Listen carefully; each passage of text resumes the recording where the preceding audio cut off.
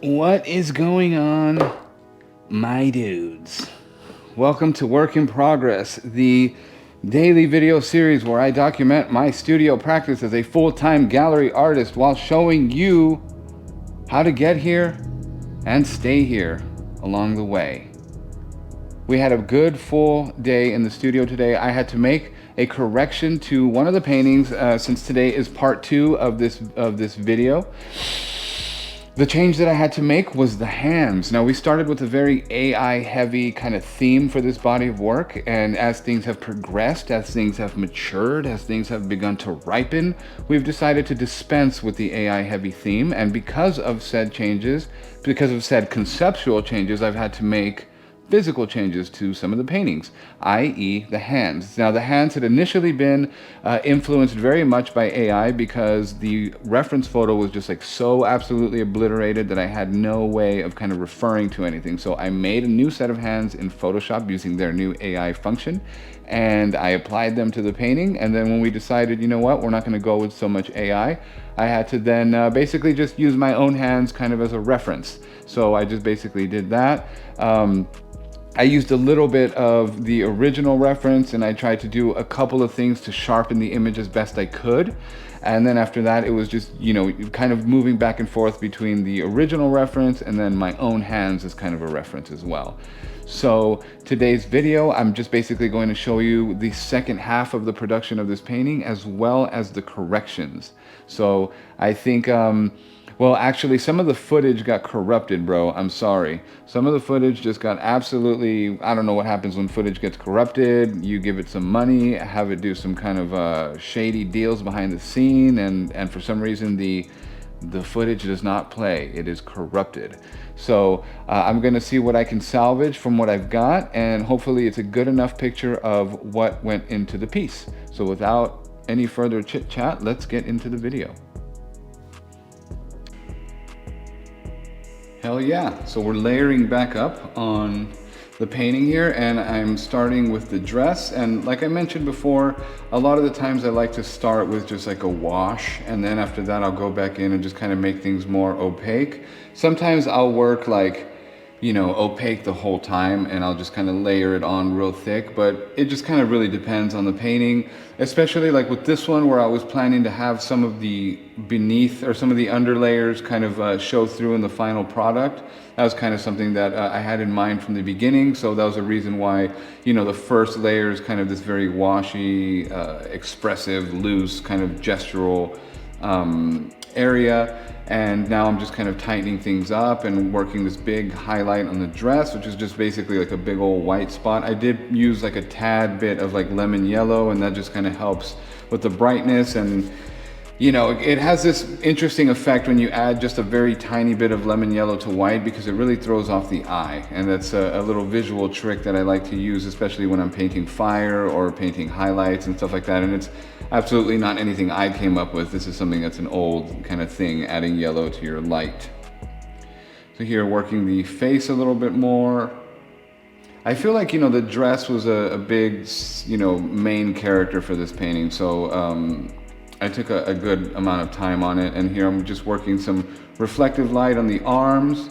And I went back in later with some more additional colors on the reflection because I wanted to emphasize the yellow, the reflection of that bright yellow, especially because I was so drawn to the dress itself. Here, just working the hair a little bit more, giving it a bit more depth. And then here is where I started working the hands, and this is where you can see just very, you know, the AI kind of influence on the hands. We've got two or three fingers on the right side on the top, and then kind of like a thumb, and then after that it kind of just turns into this little mass. And you can see the arm, you know, it's got that nice little yellow reflected light. And for me, that was pretty good the first time I went over the painting, but when I came back to actually correct the hands, it was just kind of not really enough for me. Wasn't feeling it, I guess you could say. And now I'm going back in and again outlining and then going back in and painting, giving this, I think now is a third coat of color on this. And what I'm doing is I'm using you know, whatever color it is that I'm using is kind of a mixture, a desaturated red, kind of like a clay color, but I'm working around my underlayers, which is where I had put my shadows. The cat is still a little bit dark for my liking, so we'll come back and work on that a little bit as well. But you can see kind of on the bottom how I'm leaving specific areas of that red to shine through. And initially I think this is how I thought I would leave it, because I did like that kind of loose, expressive, rhythmic pattern behind the dress, you know, on the background. But it ended up kind of just not being enough space. And here I'm actually now starting to refine that shadow shape and sharpen things up. And here's where I started to make that, you know, adjustment and include a lot more of that brushwork. And going back in with another layer, I realized that the color that I used was actually a bit too dark, so I had to go back over it again. Working wet on wet here was kind of difficult because the lighter color tends to want to blend into the darker color. And then after I layered this up, I think that's when I realized, oh man, this cat is now for sure way too dark for what I need it to be, especially compared to the cast shadow of the figure. It's just a lot darker, and, you know, thinking about the physics of it, it would be lighter because it's further up into the sky and further away from the ground than the cast shadow. And see here we're just filling in, filling in, filling in. And I'm using a nice wide brush for that, except for the little shadows. But here on the bottom, now you can see a good bit of that little cast shadow that is just basically leaving the previous layer bare and working around it. And that's like a nice little trick, is you add like a big wash and then you work around it and leave what's underneath as a shadow shape.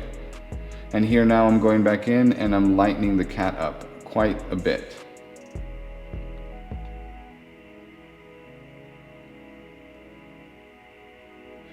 Fortunately, I'm wearing a mask this time, now, you know, especially after having read those pretty dire warnings on the back of the tubes. And I'm using both, again, the new foreground color that I'm using, and you can see it getting quite a bit lighter here. And I'm using my background color as well, and just diminishing that edge and the border that I've created.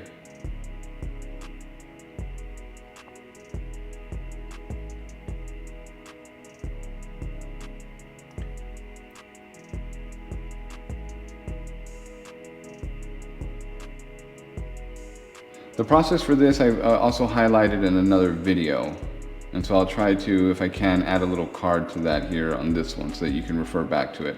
But this pass here, now you can really see the adjustment in color that I made. It's quite a bit brighter, it's quite a bit deeper of a red, and it works a lot better, I feel, for this painting. And then going back in with the background, and I kind of left it that way this time. Just doing some more refinement still.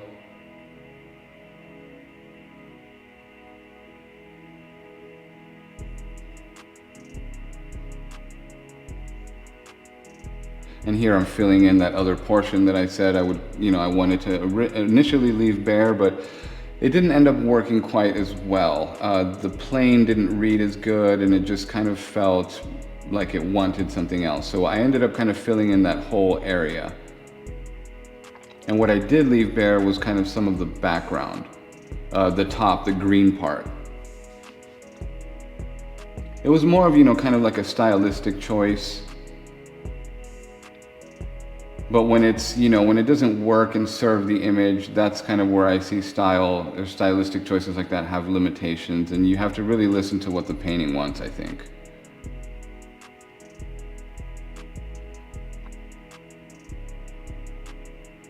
Moving the camera around, outlining our little borders as we do.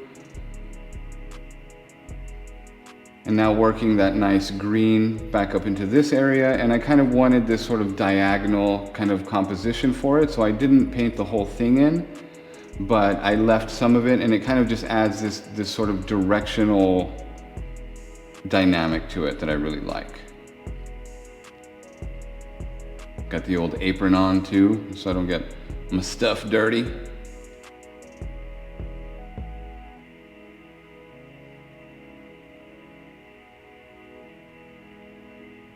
And here we are working the hands. As you can see, I ended up losing some of the footage, unfortunately, but this was a good look into what went into that. I basically just painted over, you know, the whole thing and then went back in and used simultaneously my own hands and the projector, and here I'm adding more of that yellow, like I said I wanted to do, into the reflection. And I also added some of it into the hands, even though it's not really there. Looking at the final image, it's not super drastic, but it does add a little bit of drama to it, I feel.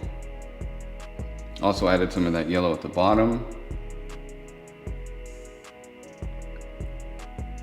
And yeah, man, I mean, this is one that it was actually really fun to rework, and it was really great to, you know, reconsider my position on the AI hands and to respond to the needs of the show, which is what this was all about, essentially. You know, it's about listening to what the work wants and what the work needs, and then responding in kind and just doing what it takes to get yourself the final image that's going to, you know, give you a good cohesive body of work.